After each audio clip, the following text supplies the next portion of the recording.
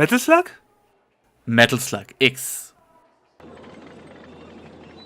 Doch bevor wir zu Metal Slug X kommen, machen wir einen großen Sprung zurück, nämlich ins Jahr 1990.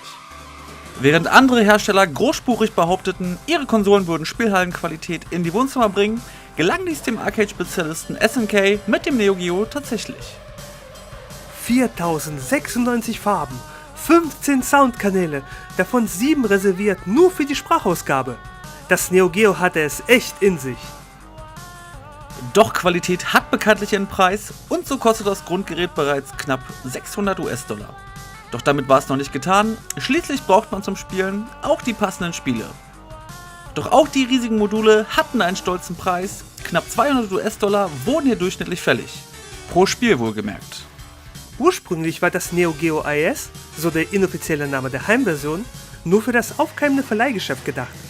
Doch entgegen von SNKs Erwartungen wurde das System auch von Privatanwendern zu hohen Preisen gekauft. Der Hersteller reagierte und schob eine reguläre Version für den Heimgebrauch nach. Kein Wunder also, dass das Neo Geo eher eine Konsole für Enthusiasten und verzogene Gören wurde. Später wurde auch eine CD-ROM-Version nachgeschoben und der Preis der Spiele pendelte sich im normalen Bereich ein. Allerdings mussten im Gegenzug dafür Ladezeiten in Kauf genommen werden. Übrigens erhielt das Neo Geo letzten Monat zum 40-jährigen Jubiläum von SNK nun auch eine Miniaturversion. Das Besondere hierbei: der Neo Geo Mini ist dem Arcade-Design nachempfunden und verfügt sogar über einen kleinen integrierten Bildschirm. Es darf bezweifelt werden, ob SNK ähnliche Erfolge wie Nintendo mit seinen Neuauflagen feiern kann. Denn so brillant die Technik auch damals war, die Absatzzahlen waren preisbedingt wesentlich kleiner als bei der Konkurrenz. Dafür hatte die Konsole eine kleine, aber vor allem treue Fangemeinde. Schließlich war das Neo Geo der Traum jedes Fighting-Game-Liebhabers. Dank Street Fighter 2 hatten Fighting Games damals absolute Hochkonjunktur. Hadouken! Doch das Neo Geo brachte nicht nur großartige Kampfspiele auf den Markt, sondern auch einen der besten Vertreter der sogenannten Run-and-Gun-Spiele. Als Metal Slug 1996 veröffentlicht wurde, hatte eigentlich schon das Zeitalter der 3D-Games begonnen. Dennoch begeisterte es Spieler rund um den Globus. Vor allem in einer Disziplin konnte Metal Slug keiner das Wasser reichen. Diese Animationen! Mein Gott, waren die klasse! Mit dem zweiten Teil setzte SNK 1998 sogar noch einen drauf und zeigte der ganzen Welt, was man aus der mittlerweile betagten Hardware so alles rausholen konnte. Wie schon im Erstling tretet ihr gegen die Armee des bösen General Morden an, welche neben Fußtruppen auch mit speziellen Panzern, den namensgebenden Metal Slugs, zu Felde zieht.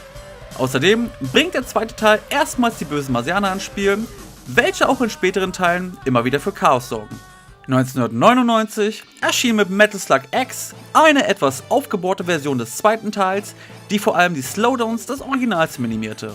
Außerdem wurde der Schwierigkeitsgrad etwas angehoben, womit einer der größten Kritikpunkte des zweiten Teils ausgemerzt wurde. Ansonsten gibt es viele kleine Detailverbesserungen. Beste Neuerung von Metal Slug X: Man kann jetzt sogar fett werden. 2001, also mit 2 Jahren Verspätung, erschien Metal Slug X für die damals schon betagte PlayStation 1. Endlich kamen auch Nichtbesitzer eines Neo Geos, wenn auch viel zu spät, in den Genuss des ultimativen Metal Slug-Erlebnisses. Interessantes Randdetail: Für die PS1 wurde der Titel damals leicht angepasst, um die Freigabe ab 12 zu bekommen. So wurde das gesamte Blut im Spiel einfach weiß gefärbt. Warum wurde Metal Slug X eigentlich zensiert? Teil 5 erhielt beispielsweise die 12er Freigabe und enthielt trotzdem den roten Lebenssaat. Hör auf, so blöde Fragen zu stellen. PS1-Besitzer mussten zudem technisch einige Abstriche entgegennehmen. Doch das ist Gemecker auf hohem Niveau, denn die Metal Slug-Titel waren so exakt auf die Hardware des Neo Geo abgestimmt, dass selbst technisch überlegene 32-Bit-Konsolen da einfach nicht mithalten konnten. Wobei der Vergleich eigentlich ein bisschen unfair ist. Das Neo Geo im Gegensatz zu den 3D-Konsolen wie PS1 oder Saturn war speziell darauf ausgelegt, so viele Sprites wie möglich gleichzeitig darzustellen.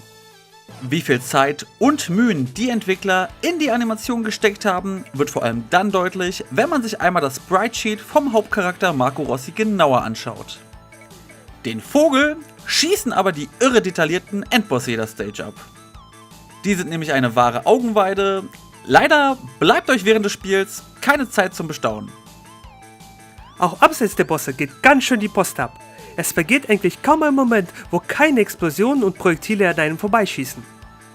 Heutzutage sind Spiele mit Pixeloptik natürlich keine Seltenheit mehr. Im Gegenteil, dank der Indie-Welle sind Spiele mit Grafik wie in der guten alten Zeit absolut gesellschaftsfähig geworden und begeistern junge wie auch ältere Semester.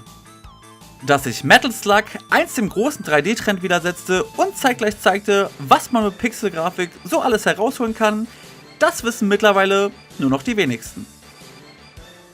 Vielleicht sollte man nicht unerwähnt lassen, dass man dieses wunderbare Spiel auch komplett mit einem Freund zocken kann. Also, was werden wir den gesamten August im Museum machen? Natürlich Metal Slug X spielen. Du sagst es!